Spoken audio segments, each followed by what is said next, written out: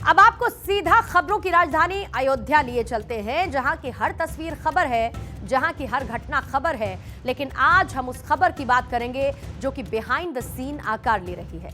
BJP का peak चल रहा है और उस पीक तक पहुंचने की कहानी इन दो नारों के बीच की है। एक नारा रामलला हम आएंगे, मंदिर वहीं बनाएंगे, और दूसरा नारा तारीख बता दी है और मंदिर वहीं बनाया है।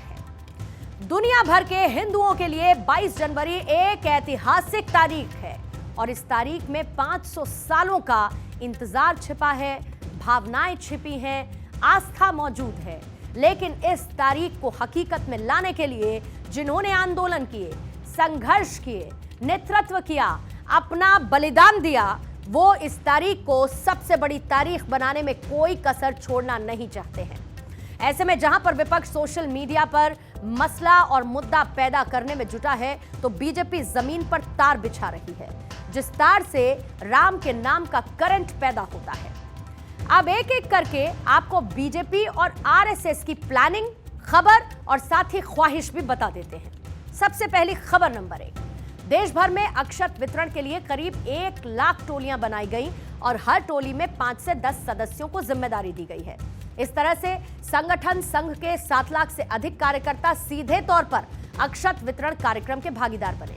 उद्देश्य क्या है इसका?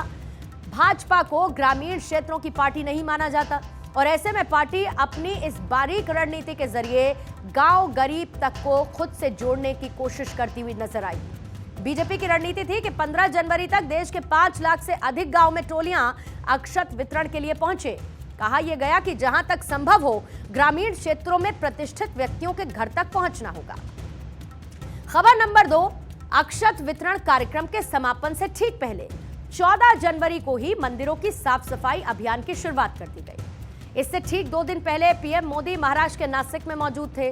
कालाराम मंदिर पहुंचे, पूजा अर्चना की, लेकिन वहां की साफ सफाई करते हुए नजर आए और गौ सेवा भी की, यानी कि एक बड़ा संदेश देने की कोशिश। अब सवाल यह है कि पीएम मोदी ने इसी मंदिर को क्यों चुना? इसके 2 कारण हैं। उद्देश्य पहला ये कि यह मंदिर नासिक के पंचवटी क्षेत्र में है, जहां पर श्री राम ने वनवास का समय व्यतीत किया था। सीता का रावण ने अपहरण कर लिया था।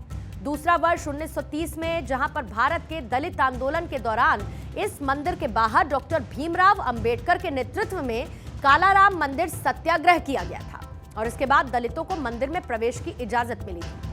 ये 2 इसके उद्देश्य हो गए। खबर नंबर 3 क्या है? मोदी के सफाई अभियान की शुरुआत के बाद बीजेपी शासित राज्यों के मुख्यमंत्रियों ने भी मंदिरों में जाकर सफाई अभियान की शुरुआत की। उद्देश्य क्या? रणनीति के तहत बीजेपी नेता और कार्यकर्ता स्थानीय लोगों के साथ मिलकर गली गली के मंदिरों में साफ सफाई करेंगे और प्रदेश नेतृत्व ने आला कमान के निर्देशों को नीचे तक पहुंचाया। नेतृत्व ने कहा कि ऐसे ऐसे मंदिरों तक पहुंचे जिनकी कोई सुध नहीं लेता और इससे जो मैसेज जाएगा वो बहुत ही प्रभावशाली यानी कि इंपैक्टफुल रहेगा।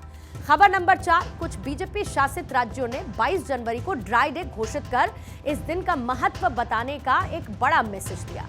खास ये है कि जहां पर बीजेपी की सरकार नहीं है, उन राज्यों में भी सरकारें बीजेपी के अभियान का विरोध नहीं कर रही हैं। उद्देश्य क्या है? देश के 17 राज्यों को अगर आप देखेंगे तो बीजेपी करीब 60% क्षेत्रफल और इतने फीसद आबादी पर शासन करती है।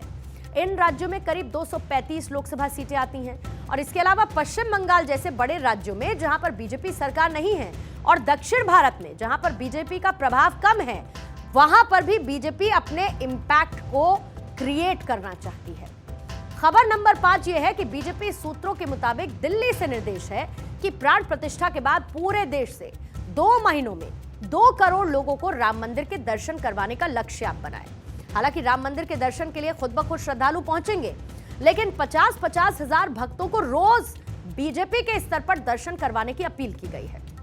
उद्देश्य क्या है कि जिन लोगों के पास अयोध्या पहुंचने का साधन नहीं है, उन्हें रामलला के दर्शन करवाकर बीजेपी जमीन पर अपना माहौल बनाए रखना चाहती है।